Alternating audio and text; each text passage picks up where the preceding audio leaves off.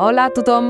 Avui ens endinsarem en una explicació sobre un tema que ens toca la butxaca absolutament a tots, gairebé cada dia, però que, siguem sincers, sovint s'entén a mitges. Parlem de la fiscalitat local. És superfàcil pensar que els ajuntaments tenen un control absolut sobre els impostos que paguem al nostre municipi, oi? Sembla que el poder local és qui remena les cireres i decideix com i quan es tributa. Però, atenció, perquè avui descobrirem com aquesta sensació de control local total és, en gran part, una il·lusió. Una il·lusió molt, molt ben muntada des de les altes esferes de l'Estat. D'acord, doncs som-hi. Per no perdre'ns en aquesta muntanya d'informació, seguirem un full de ruta molt clar, amb 5 punts. Primer, veurem com es finança al nivell local. Després passarem al marc legal. A continuació, veurem els impostos municipals obligatoris seguits dels opcionals. I per rematar, les famoses taxes i contribucions especials. Arrenquem amb el primer gran bloc, el finançament a nivell local, o, com dèiem ara mateix, aquesta gran il·lusió de control. I aquí ens topem de ple amb una pregunta bàsica però fonamental. D'on treuen exactament els diners als nostres pobles i ciutats? A veure, quan paguem un rebut a l'Ajuntament, clar, són ells els que cobren. L'entitat local posa la mà i recapta l'impost, efectivament, però el poder real que hi ha al darrere, aquesta capacitat de decidir de veritat què es pot fer pagar i què no, això es troba moltíssim més amunt en la cadena de comandament. I aquest poder superior ens porta directament a la segona parada de la nostra anàlisi, el marc legal. Vaja, les regles del joc de bo. Per entendre-ho bé, pensem en l'Estat i en la Constitució com si fossin els pares estrictes de la fiscalitat local. Donen una paga, sí, però amb unes normes claríssimes. El punt de partida de tot plegat és l'article 142 de la Constitució espanyola.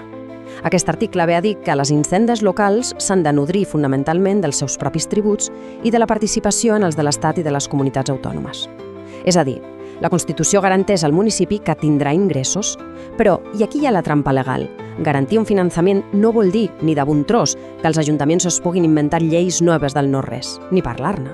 Llavors, com funciona la cosa? Doncs perquè un municipi pugui cobrar impostos sempre necessita un permís. I aquest permís es diu TRLRHL, o text refós de la llei reguladora de les hisendes locals. Sí, el nom se les porta, però imaginem aquest TRLRHL com un menú de restaurant que l'Estat ha cuinat amb molt de compte. Els municipis només poden demanar els plats que surten en aquest menú. Res de posar-se davant dels fogons i inventar-se receptes legislatives pròpies. Han de triar allò que hi ha i punt. I aquesta imatge ens il·lustra això a la perfecció. Fixem-nos en el text de la llei. S'aplica clarament a tot el territori nacional. Regula els recursos tributaris de municipis, províncies i altres entitats. Clar que es respecten algunes excepcions històriques o particularitats dels territoris insulars, però el marc general és inamovible per a tothom. L'Estat és qui pinta les línies del camp de joc i l'autonomia financera dels ajuntaments només es pot exercir exclusivament dins d'aquestes línies. Ara, si observem aquesta taula un moment, és realment reveladora. Ens mostra una diferència de poders brutal entre administracions. Tot i que totes aquestes entitats poden establir taxes i contribucions especials, si mirem els municipis, veiem que són els únics privilegiats que poden establir impostos propis reals. Les províncies o les entitats més grans i més petites simplement no tenen aquest poder. Això converteix el municipi en l'estrella absoluta de la fiscalitat a escala local. Per baixar-ho a la terra amb un exemple claríssim que ens dona la documentació, imaginem un poble petit, diguem-ne Extremadura, que vol fer una mesura potent per atreure nous veïns i decideix aprovar una bonificació del 90% sobre un impost immobiliari. Sona genial, oi? Doncs seria totalment il·legal. Encara que l'alcalde i el ple ho aprovin, les entitats locals no poden inventar normes ni aplicar bonificacions que es saltin per sobre dels límits que l'Estat ja ha marcat. Això es consideraria passar-se de la ratlla competencial completament. Amb aquests límits tan marcats al cap, passem ara a analitzar els impostos obligatoris, allò que dèiem del menú estatal, els plats que s'han de menjar per força. Hi ha un contrast enorme aquí. D'una banda, tenim 3 impostos que són estrictament obligatoris, l'IBI, l'IAE i l'IBTM. De l'altra, els impostos opcionals, que la llei anomena potestatius. La qüestió és que qualsevol ajuntament està legalment obligat a cobrar els primers, sí o sí. Però, en canvi, amb els opcionals tenen llibertat per decidir no aplicar-los si no encaixen gens amb la seva estratègia financera. Anem a desgranar el peix gros de la recaptació local, l'impost sobre béns immobles, el famós IBI. És un tribut directe, real, que grava el simple fet de tenir una propietat o un terreny. Però el que és supercuriós de l'IBI és la gestió compartida que té. D'una banda, tenim l'Estat, a través del cadastre, que és qui valora la terra i li posa un preu oficial inamovible. I de l'altra tenim l'Ajuntament, que és qui fa els números i aplica el percentatge i finalment envia la factura. Vaja, que l'Estat valora, però l'Ajuntament cobra. I aquí ve un detall clau que ho demostra tot. Aquest 0,2% és el recàrrec màxim absolut que una àrea metropolitana pot aplicar per llei sobre la base de l'IBI. Aquesta petita xifra és un recordatori constant del que comentàvem abans. Tot i ser la cara visible que interacciona amb el ciutadà, les entitats locals tenen un sostre de vidre incobrantable que imposa l'Estat. Després tenim l'impost sobre activitats econòmiques, el conegut IAE, aquest tocat directament a les empreses i als professionals.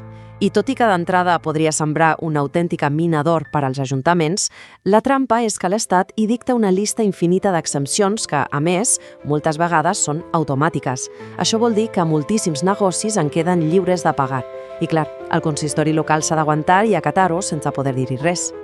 Per tancar la llista dels obligatoris trobem l'impost sobre vehicles de tracció mecànica, l'IVTM. Bàsicament, l'impost de circulació. Grava la propietat del vehicle basant-se en característiques com els cavalls de potència. A diferència de l'IBI, on ja hem vist que la cosa era molt compartida amb l'Estat, aquí la gestió és 100% exclusiva de l'Ajuntament. De fet, sense estar al corrent de pagament amb l'administració local, ja ens podem anar oblidant d'obtenir un permís de circulació hàbil.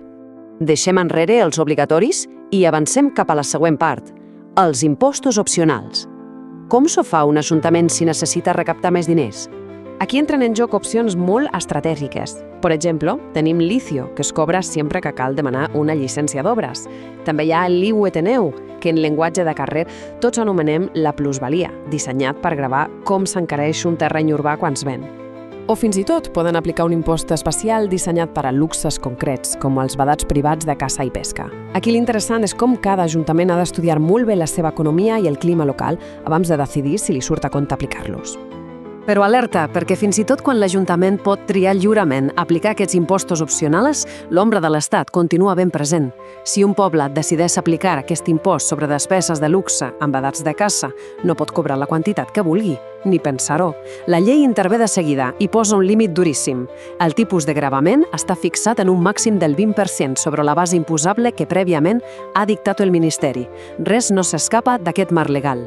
Finalment, abordem les últimes peces d'aquest gran trencaclosses del finançament, les taxes i les contribucions especials. Separar bé aquests dos conceptes és superdidàctic per entendre la lògica d'una ciutat. Les taxes s'exigeixen bàsicament per utilitzar un servei municipal de forma directa, com una piscina o un guall. Però imaginem un escenari totalment diferent.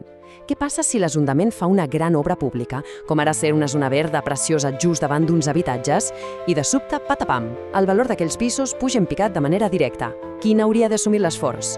Doncs justament en aquesta situació és on actuen les famoses contribucions especials. I fixem-nos en aquest detall legal de la imatge, perquè és clau. Podria semblar estrany, però les taxes i les contribucions especials són 100% compatibles. Graven fets imposables totalment diferents.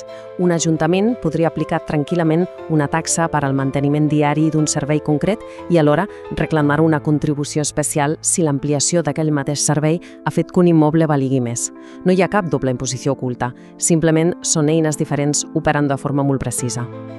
Així doncs, després de veure tots aquests límits competencials, exempcions obligatòries, percentatges màxims rígids i mecanismes compartits, cal tancar aquesta anàlisi llançant una reflexió gairebé obligada.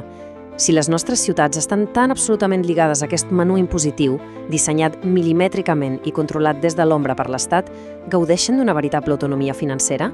Aquest constant estira i arronsa entre les necessitats urgents dels carrers i els inamovibles límits constitucionals estatals és precisament el que fa que l'estudi de la fiscalitat local sigui tan fascinant. I aquí ho deixem per avui? La propera vegada que toqui abonar un d'aquests tributs, segur que la perspectiva sobre tota la maquinària legal que hi ha al darrere serà completament diferent.